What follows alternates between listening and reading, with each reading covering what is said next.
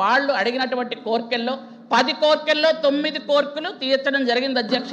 ఆ తర్వాత కూడా వాళ్ళని క్షేమంగా అంగన్వాడీ సెంటర్స్ని కూడా క్షేమంగా చూసుకొని అంగన్వాడీ ఉద్యోగస్తులను కూడా భద్రతా భరోసా ఇస్తామని తమ ద్వారా తెలియజేస్తున్నాను అధ్యక్ష. దయచేసి అధికారులని మీరు ఒకసారి అయిపోయిన తర్వాత ఒకసారి పరిశీలించుకోమండి. మీరు చెప్పిన మాటలు 99% ఆనాటి ప్రభుత్వం ఐసీ ప్రభుత్వంలో మా తాలూకు అధ్యక్షులు జరిగిన సమావేశంలో అవన్నీ కూడా ఇంప్లిమెంట్ చేస్తాం. ఇప్పుడు చేయవలసింది ఏంటంటే ప్రభుత్వం అనేది కంటిన్యూ ప్రాసెస్. ఆ రోజు జీతాలు పెంచుతాము, జనవరిలో మీటింగ్ జరిగింది కాబట్టి, మరి ఏప్రిల్ ఎలక్షన్ ఉన్నాయి కాబట్టి ఈ 3 నెలల తర్వాత వచ్చే ప్రభుత్వం ఎదురుచ్చినా మేము పెంచుతామని చెప్పి హామీ రాసిచ్చాము. మిగతా విషయాలన్నీ కూడా ఆ రోజే చేసాం. ఆ రోజే మీరు కావాల్సిన అగ్రిమెంట్ పేపర్స్ అంటున్నారు కదా, మీ డైరెక్టర్ గారు ఉంటారు, డైరెక్టర్ గారిని పిలిచి డైరెక్టర్ గారితో మాట్లాడి అవన్నీ జరిగా లేదో మీరు చూడండి. అంతేగాని మీరు లేనిపోయిన కలవలు మాట చెప్పి అప్పుడు లక్షల మంది ఇవాళ ధర్నా చేస్తాం, ధర్నా చౌక్లో మీరు అడగండి. ఇగో మంత్రి గారు ఇవాళ అప్పుడున్న మాజీ మంత్రి గారు ఇవాళ ఎల్ఓపి గారు వచ్చి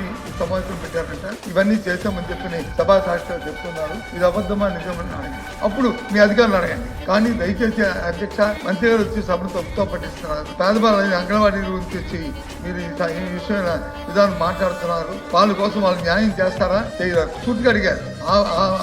ఏదైతే ఆ రోజు జరిగిన అగ్రిమెంట్ ని మీరు కొనసాగిస్తారా లేదా అని. లేదు మేము కొనసాగించాం, మా గవర్నమెంట్ పాలసీ ఇది, ఆ ప్రకారం ఇంతే ఇస్తాము అని చెప్పండి, మేము ఒప్పుకుంటాం, వాళ్ళు తెలుస్తుంది.